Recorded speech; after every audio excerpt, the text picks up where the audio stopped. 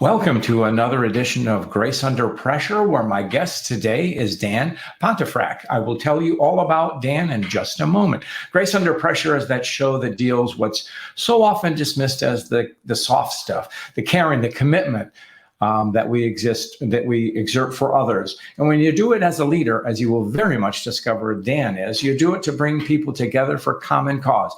Dan Pontefract, welcome to Grace Under Pressure.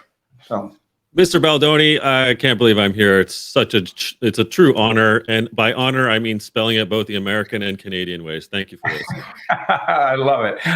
Dan is joining us from Victoria, BC, British Columbia, that is. And so it's a pleasure to have him.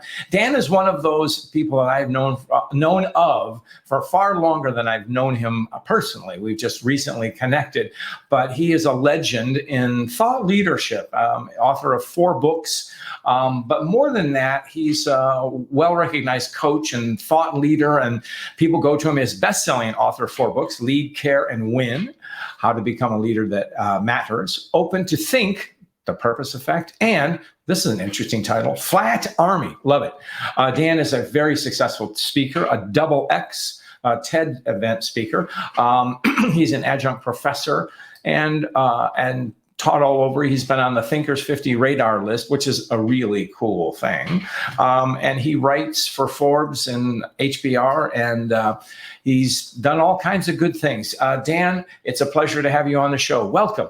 Thanks, John. Just in your vapor trails, to be honest. So thanks for the intro there. Well, anyway, we're going to have a good conversation because you've written a great deal, but I want to take a level set of where we are now. One of your themes, as is mine, is work and life integration. That's more yours and type. So, do you remember before COVID, what it was like?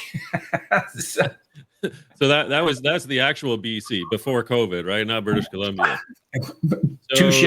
Yeah, I do remember a BC, and I'm not sure if it was worse or better, but I do know that COVID created essentially a point in which that we had to demarcate what mattered in life and work and both, right? So yes, the pre-COVID days, John, I would suggest to you that we were hurtling towards some sort of cliff that, society, humanity really needed to look over and say, hey, do I need to jump or not?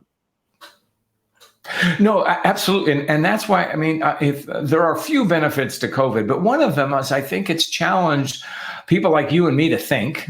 You were thinking before, I really wasn't. But no, to rethink the workplace. What does it mean? And you've done a lot of work in purpose too. So from your perspective, Dan, do we have a new lens to view purpose? So that's a great question, John. I would suggest to you that not to sit on the fence, but it's a kind of a yes and a no. There are many, many people, thankfully, I guess, as you say, COVID did, as much as it's detrimentally affected many of us, whether through long-term health or, in fact, like 6+ million people having passed away. There is when you step out of the fog or out of the shadow of COVID, there is a bit of an epiphany that's occurred. And I believe that there's quite literally millions of people who looked in the mirror and said, hey, is this what I want in life? And that is that combination of work and life. And so, asking themselves, do I have meaning, in what I do? Do I have meaning in community? Do I have meaning in my role? Do I believe in the organization and its purpose if they have one?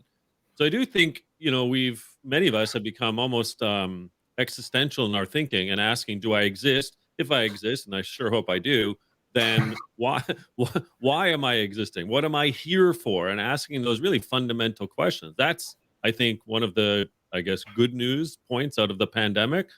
But the flip side is, of course, John, there was the epiphanies of many, but then, in the year 2021, and then certainly this past year, 2022, I think it's been a bit of a knee-jerk, well, let's go back to the way it was. We gotta pump out results, John. We have to, do more with less, and so on and so forth. And I think there's been a doubling down of what was the problem going into COVID itself.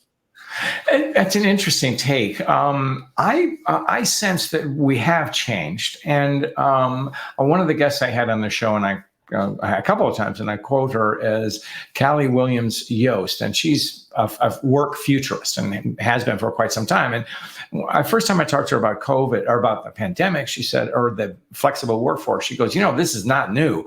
COVID merely accelerated it. So I think but I think you put an interesting button on this right now, Dan, because we are facing the threat of recession. And when that's happened, and it hasn't happened, fortunately, for quite some time. So people are thinking, what does it mean? But I don't know that we're going to go back to the way it was. So what's your take on that, Dan? Yeah, I mean, again, I think there's this demarcation that's really in flight right now, and we won't really know until we either hit the recession or it kind of passes us over. But here's what I'm seeing, at least. I see the people, the leaders, the organizations who have asked themselves, right, well, what do we make of this COVID, what were we doing before COVID? And they're making fundamental changes to themselves or to the way in which they operate. And it's all for the good, I do believe. Mm-hmm.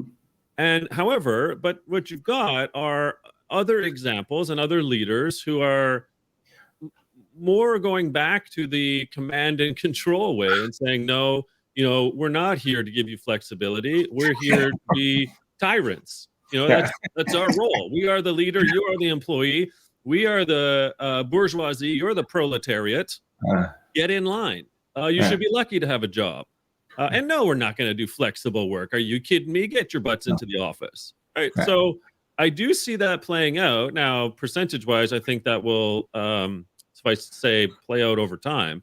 But that's the demarcation I'm talking about. It's not just flexible work, by the way. It's about culture and purpose and strategy. And how are you going to inculcate one versus the other in order to attract, retain employees, but also obviously to perform and to serve the customers that are, your loyalty. Well, it's interesting you say that, because and do you think that is this driven by the threat of recession, or is it just back to let's forget about it and let's get back to reality? What do you think, Dan? What's driving it? Business is business, right? You have to produce results. So whether you're publicly traded and you've got, the crazy shareholder return analysts asking you, right, for, what your prognosis is on a stock over a period of time, which then, scurries about an organization's mindset that they must be working on EBITDA and profitability and, back to do more with less, how do we ask people to do more in their roles without adding more people, right? So that has been forever the makeup of many organizations.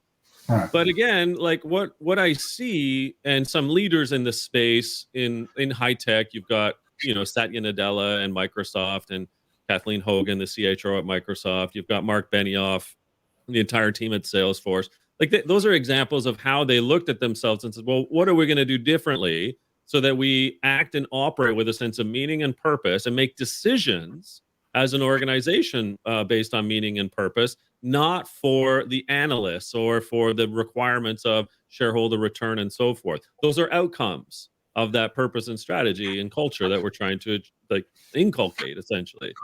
But I'm sorry. I was going to say, you've got the others who are still blinded by their belief that the organization is there for revenue and profitability. So, well, but there's an assumption, I think, that I don't think you would posture, but some of these folks who are on that side are looking at, because you had mentioned we've got to be productive, we have to have results. Of course, it's business is business. That's fine. But the assumption behind that is that if we have flexible work, if we have hybrid, we're not being productive. And I don't know that the statistics show that, at least for the three companies that you mentioned, Microsoft, Salesforce, and what was the other one? They haven't missed a beat. So. Exactly it. I come at it from both the history of being a practitioner. So I've worked at SAP in an executive role. I've worked at TELUS, a large Canadian telecommunications firm, as an executive. And have worked in organizations that had people working from anywhere, from everywhere at all points of the day. And so I know that you can build a great sense of purpose and culture and strategy around people wherever they may be located, co-located, what have you. It all comes down to the human behavior. Do leaders believe in their team, or they motivate them such that they treat them like human beings with that sense of empowerment and flexibility, all the while everyone knowing that they're there to serve, obviously, the objectives of the organization. Through it all, one would hope that they get to develop themselves as well. So when you just kind of bring it back down to that type of math, John, I find it quite easy. But what gets in the way are complicated leaders who make it either about themselves, the power that they want to hold, the command controlling ethics they believe is the way in which that you should shake out employees such that you can rob them of their humanity and draw more blood from the stone as you try to execute, on those deliverables and objectives that the organization purports.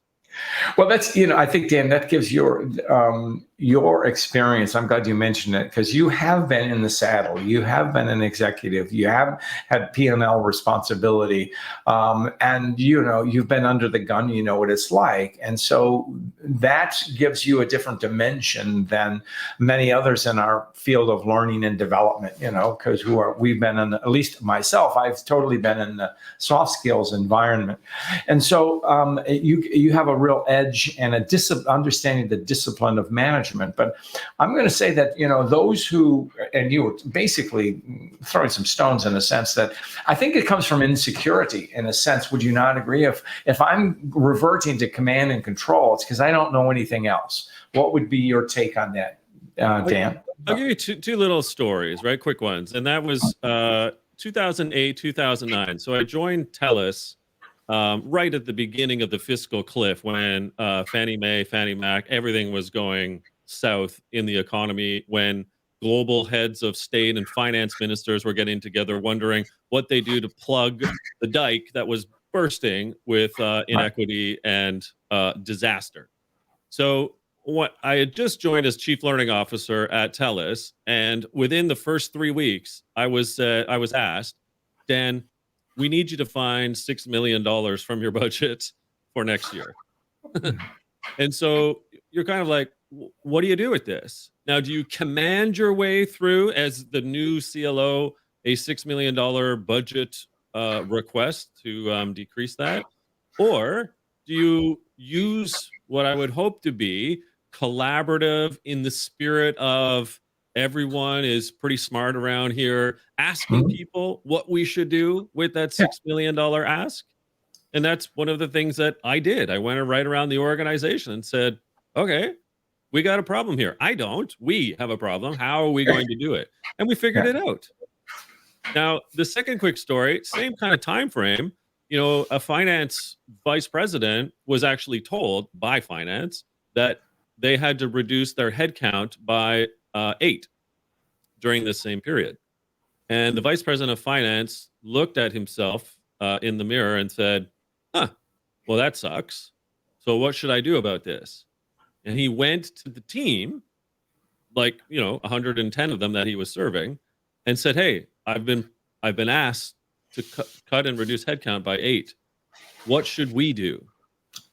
And the team came up with a responsible, kind of ethical, collaborative manner in which some people took early retirement. They put their hands up. They're like, yeah, I'm out of here. Thank you. Yeah.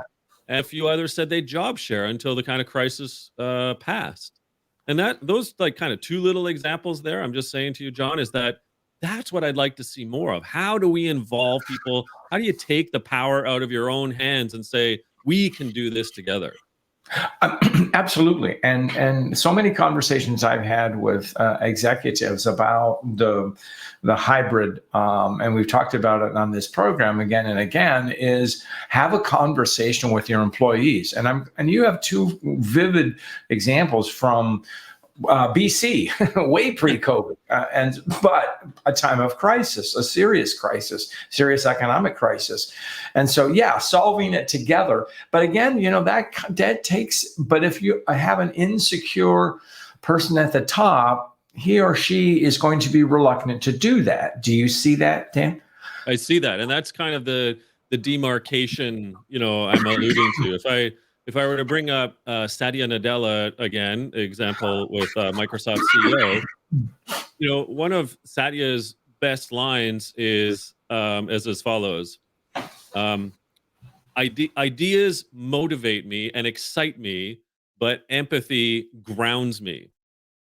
And it's the empathy, it's that care, it's that symbiosis between you having a very deep and caring relationship with the people who are doing most of the work. When you do that, John, as you know all too well with your 10 plus books that you've written, that's the secret sauce. However, to your point of insecurity, that's the demarcation. When we find leaders who make it about themselves, who they play for the proverbial name on the back of the jersey, not the crest on the front, when they don't trust their people because they might be working from home 3, 4, or 5 days a week, like it's just kind of bonkers and balderdash stuff to me. I don't understand it, but I know there's a humongously large cohort of leaders who still believe that that's how leadership should be. Right. Yeah, it's sobering to realize that. So, on the plus side, it means that people like us still have a job, but at what cost? Now, you are experimenting with some ideas and thinking them through, and you talk about you have a new model about caution and restriction and renewal and blooming. So, what does it mean to be restricted, and how do we deal with that, Dan? Oh. Well, what I've been doing for the last, so it started a year before the pandemic, so really the past 3 years, is trying to figure out why work-life balance, John, is insufficient, and how work-life integration still might not be enough. And what I mean by this is I've discovered, and it really was exacerbated by the pandemic, quite frankly, John, and that's so like millions of people go to work, and they have to. We have to. I mean, I have to work because I've got 3 teenagers. They cost a lot of money. We like to go on holiday once in a while. So I need an income of some sort. So I have to go to work, whether that's for myself or for TELUS or SAP. I got to work, but I've got life too. And life is pretty important to me as well. Now, you might argue, and many might argue, oh, work is part of your life. Well, here's my point. It's my belief through the research I've been doing that you bring a lot of life characteristics, life experiences, the ups and the downs into your role, and vice versa. You quote, go home, or you kind of get out of your office and you walk into the living room and you bring a lot of work into your life. And so this whole idea of work-life balance is not enough. Integrating work and life is not enough. What we need to do is to actually set a point in which that we need to be, quote, blooming in both work and life, so that you actually are now in cahoots with one another, if you will, in a positive way. So when you say someone is restricted, what I'm getting at and what I'm discovering is that you feel really good in life. Like some of your life skills, your sense of meaning, your self-worth, your identity, your network, that may include people at work, obviously, but I'm calling them life skills, if you will, the life plan. When you're really humming in life, yet you feel like it's nails on a chalkboard against the work, i.e. the organization, where maybe the culture isn't up to snuff. Maybe you don't feel you belong. Maybe there's a lack of purpose. Maybe you're unclear about the strategy. So it's kind of a little bit negatory. It's not great at the work side. Well, my idea here is that you're going to feel restricted. And when you feel restricted, you feel walled. You feel like you can't escape. So now you've got to be like either asking of yourself, well, what can this organization and the team I work for do for me? How can they improve? Maybe I can help them to improve so that I get a little bit more lockstep between work and life. Otherwise, maybe you're in the wrong role in that organization. Maybe you're in the wrong team. Maybe you're in the wrong organization. And that's kind of the epiphany stuff I'm talking about right now, that people have been in a cocoon for 2.5 years, reflecting in the mirror at home, many knowledge workers, of course, not frontline team members, about what is it that's important to them. And I believe that a lot of folks have felt restricted because they're kind of contemplating, well, what really matters to me in life? And they've defined that now, but it's the work that's suffering in terms of their analysis. So they're feeling that walled or restricted persona. And so the antithesis to that, if I would understand it, would be a concept you call blooming. So what does it mean to bloom? Well, here's the thing. So again, if you think about an X, Y axis, like your proverbial 2x2 matrix, put work on the Y axis and put life on the X axis. In that top right-hand quadrant, what you have are the kind of attributes of your life. Again, self-worth, your identity, so you know who you are, your network, whether that's family, friends, community. It's humming, right? You've got that sense of meaning. You know what you're here to be doing on this planet, so to say. Like when all of the life factors are working for you, and when you go to work that you are feeling valued by your team, you have a sense of belonging, that there's well-being in the organization. They care about you and your psychological, your mental, your emotional health, that there is a culture of openness, of collaboration, of trust, of reciprocity, of flexible work, that their purpose is not just for EBITDA and shareholder return, that they stand for DEIB and lives, all lives, Black lives that matter, anything that has to do with like humanity, then you're in lockstep. So now you're like, John, oh my gosh, I'm blooming in my role at work and I'm blooming at life. Which this is a great combination, isn't it? Oh, it's absolutely. The challenge is if I don't find that, Dan, then what do? Do I find another job? What's your perspective? Yeah, well, there's two ways to answer that, because there's the lens of the organization and the leader, and then there's the lens, obviously, of the human being, you and I as individuals working in an org. So let's start with the organization. So what I've seen is that leaders like the Mark Benioffs, the Satya Nadellas, the Kathleen Hogans, what have they done? They've taken upon themselves to say, we, the organization, have a fiduciary responsibility to build up that culture, that trust, that belonging. As Arianna Huffington said to me, there is no greater place than to deliver well-being than it is in the organization, because that transcends to life. So it is, I believe, this fiduciary responsibility of the senior leaders of an organization to create those factors at work that can then translate or transfer or trickle down into life. Now, does the organization also have a fiduciary responsibility of the life factors? And my argument, although many will disagree with me, John, is proven in the research, is that yes, they do. So what are those life factors? If what you're talking about is something that I am nibbling at and exploring and talking to people, and that's looking at the workplace as community. And so more than just a workplace, but it's a fulfilling thing.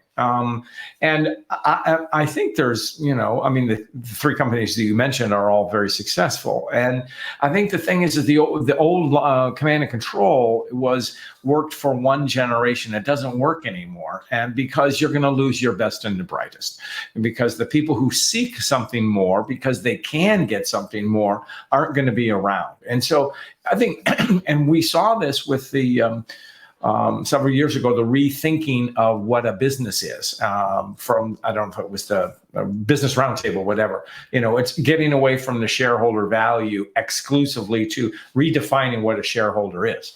And that is kind of, is that what you're working toward, Dan? So that's certainly on the work kind of plane side, like the BRT, Business Roundtable, at least in my opinion, a little bit of a fluffy, no teeth to it statement, like a toothless tiger. Yeah. And yes, I'm glad that, in 2019, they came out with, the purpose of a corporation is indeed stakeholder capitalism and not shareholder capitalism. So good on them.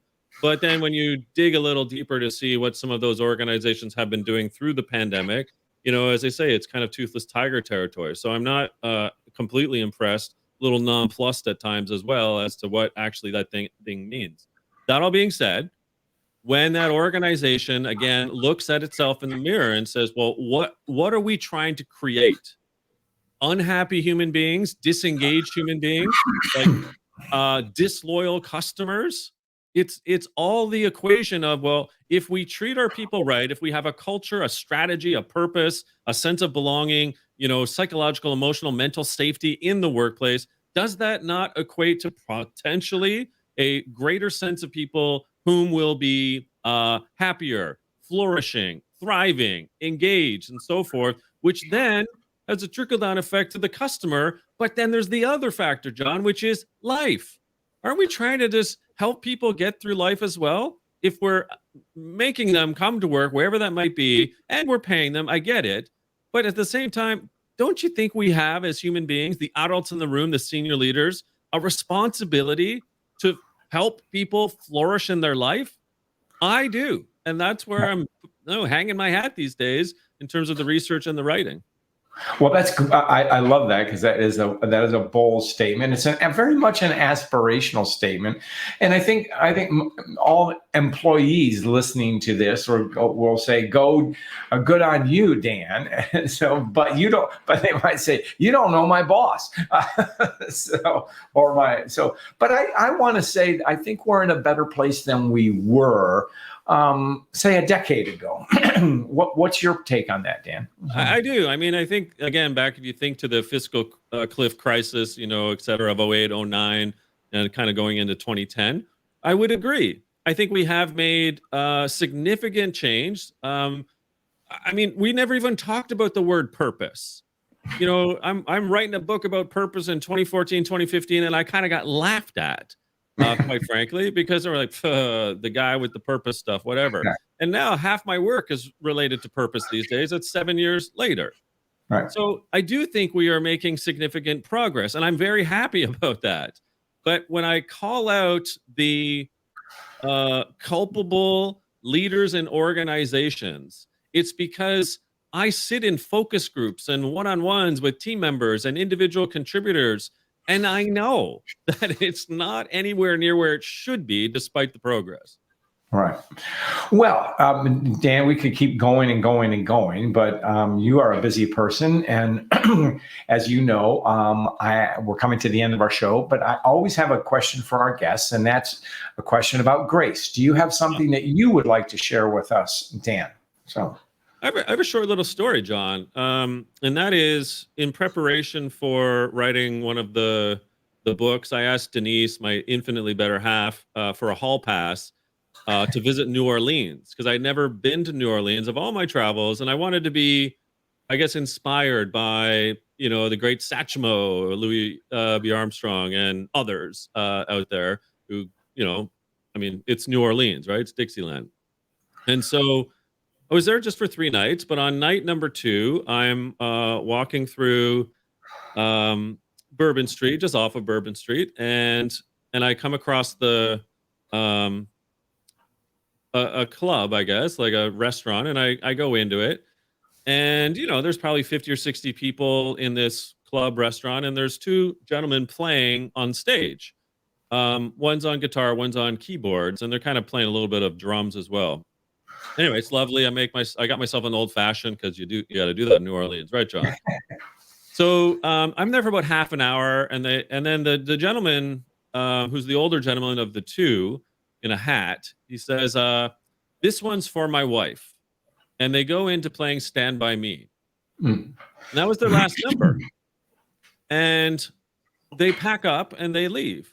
But John, 10 minutes later, that gentleman who introduced the song, "This is for my wife," I don't know how, whatever. He came around to my table. I'm sitting by myself, of course, because I'm there by myself. And he taps me on the shoulder, John, and he says, "Hey, I just want to thank you for coming to our show. You were looking at me all night, and I felt a connection. Thank you for coming." I was like, "Oh, that's so nice." But John, it gets better. So then he says, "We were pretty good tonight, I thought. It's the first time that my son and I have played in 6 months." And I said, "Oh my gosh, I didn't know that was your son, but you guys were fantastic." And he said this, John, he said, "Yeah, my wife passed, so I had to take care of her for those 6 months. But you know what? I think she'd be proud of us tonight. Oh. And I just lost it. Like I lost it. And then that's when I knew that I needed to put the word care somewhere in a book. And I wanted to thank those two gentlemen, particularly the father, for such gutsy grace. You know, what a wonderful story, and it's a rich anecdote, and Grace touches is in so many ways. Certainly with that gentleman and his son, and then losing his spouse and the boy's mother, and then making that connection to you. That's an thing, and then you're telling us about it. That's what grace is. It can be transformative, it can be transactional, but it's around us. And what a wonderful thing! And he sensed a connection with you because he had picked you out from the stage, and so well, that's what grace is. Dan, you've been a great guest. How can people find you? So come to Victoria, British Columbia. I'll take you out for an IPA beer. I swear to you, I love it out here. Otherwise, Google me or find me at danpontefract.com. Love to hear from you. Great. Dan, it's been a pleasure to have you on the show today, and with that, we will go out.